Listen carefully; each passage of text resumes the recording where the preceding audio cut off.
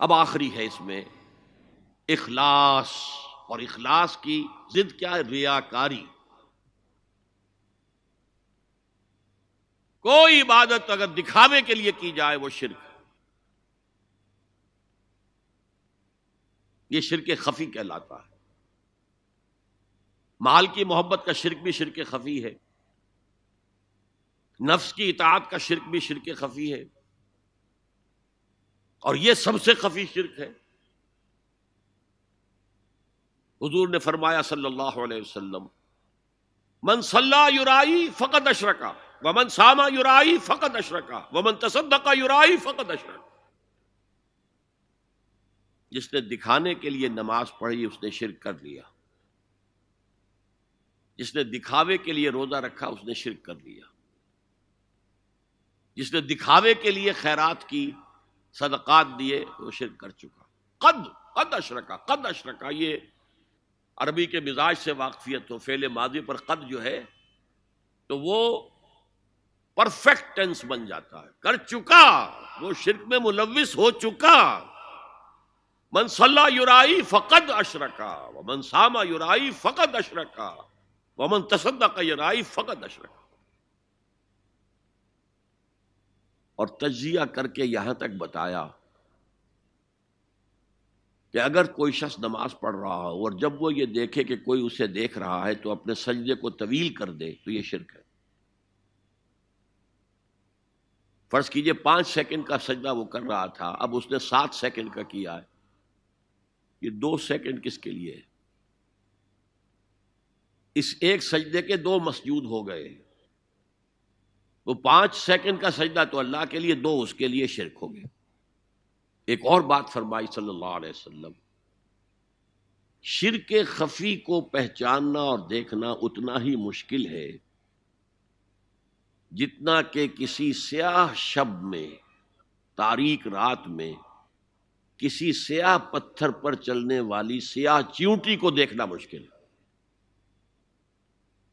تشبیہ کا بلاغت اور فصاحت کی انتہا ہے، جیسے میں نے عرض کیا تھا کہ ایک جوڑے کی 2 جوتیوں کے مابین جو مشابہت ہے، امت مسلمہ اور سابقہ امت بنی اسرائیل کی، ان کے اوپر جو حالات وارد ہوئے ان میں وہی مشابہت۔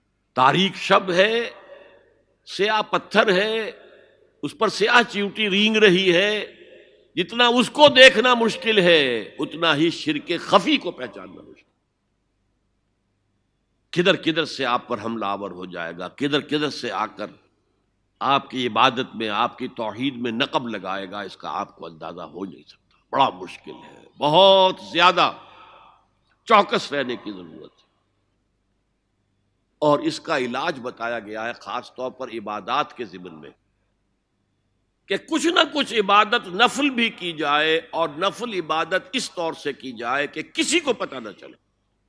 اب ہمارا حال یہ ہو گیا ہے کہ ساری، اگر کوئی عشاء کی 17 رکعتیں پڑھتا ہے، سب کی سب مسجد میں پڑھتا ہے، حالانکہ صحابہ کے دور میں مسجد تھی فرائض کی ادائیگی کی، باقی جا کر نماز گھر میں پڑھو گے وہ افضل ہے۔ اور نوافل تو خاص طور پر اگر کسی کو تہجد کی توفیق ہو گئی ہے تو کسی نہ کسی طرح ڈھنڈورا پیٹے گا، اسے جی کیا کریں، بس رات کو جاگنا ہوتا ہے تو طبیعت جو ہے بڑی بھاری رہتی ہے، ہو گیا اپنا ڈنڈورا پیٹ دیا، تو اس سے تو مرض اور 2 آتشا ہو جائے گا، ریاکاری اور بڑھ جائے گی۔ اسی طریقے سے صدقات نافلہ فرمایا ایسے دو کہ داہنا ہاتھ جو کچھ دے بائیں ہاتھ کو پتہ نہ چلے، کسی کو پتہ نہ چلے۔ اس سے وہ ریاکاری کی جڑیں کٹتی ہیں، ریاکاری کی جڑیں جو ہیں دل کے اندر سے کٹتی ہیں۔ یہ علاج ہے ریاکاری کا، لیکن ریاکاری شرک۔ اب میں آخری بات پر آ رہا ہوں۔ آپ نے سوچا ہوگا کہ اس تجزیے کے تحت تو ہر گناہ جو ہے ادنا سے ادنا گناہ بھی شرک ہے۔ فجر کی نماز کے وقت اگر اٹھ کے نہیں گئے اور چادر یا کمبل کو سیدھا کر کے لیٹ گئے تو یہ شرک ہے۔ پھر کون سے گناہ ہے جو اللہ معاف کرے گا؟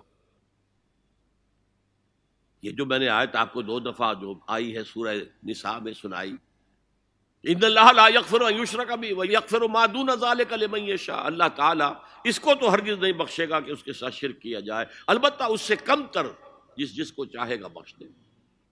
تو جان لیجئے یہ جو باریک تجزیہ میں نے کر کے بتایا ہے یہ اپنی جگہ 100% درست ہے، لیکن ان میں جو یہ چیزیں ہیں، کوئی کوتاہی ہو گئی، کوئی گناہ ہو گیا، کوئی شریعت کی مخالفت ہو گئی، نفس کی کسی اس وقت کے دباؤ میں آ کر، یہ گناہ شمار ہوں گے اگر یہ آپ کی طبیعت ثانیہ نہ بن جائے۔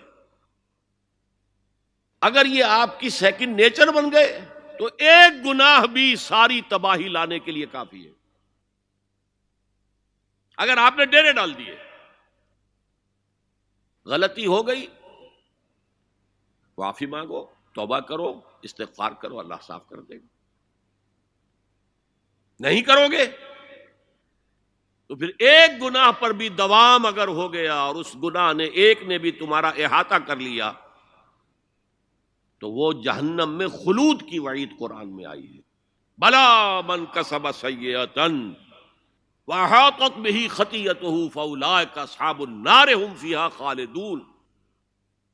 کیوں نہیں جس نے کوئی ایک بھی بڑا گناہ، چھوٹا نہیں، یہ چھوٹے چھوٹے گناہ جو ہوتے رہتے ہیں، گناہ کبیرہ، لمم جن کو کہا گیا ہے، اس کی اللہ تعالیٰ کے ہاں پکڑ نہیں ہے، بلکہ وضو کرتے ہیں تو ہاتھوں کے اس طرح کے گناہ وہ دھل جاتے ہیں، آنکھوں کے گناہ دھل جاتے ہیں۔ گناہ کبیرہ اگر ایک بھی کریا اور مستقل کیا اور اس پر ڈیرے ڈال دیے اور وہ آپ کا احاطہ کر لیا، آج کے دور میں سود کا نظام، سودی کاروبار، وہ تو آپ کا احاطہ کر گیا، آپ کے پورے وجود کا احاطہ کر گیا۔ بھلا من کسب، اور کسبہ کہتے ہیں جان بوجھ کر کرنا۔